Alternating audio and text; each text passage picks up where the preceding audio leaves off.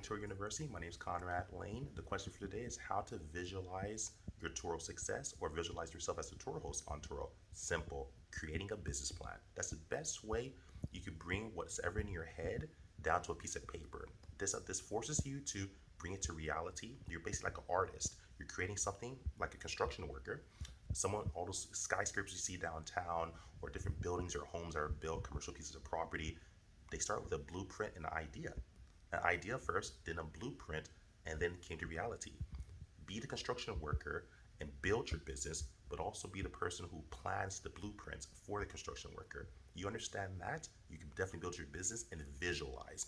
Visualize first, but bring it to reality on a piece of paper or on your phone. You have a smartphone, you're watching me on a laptop, take some notes, piece of paper, on your computer, etc., and bring it to life.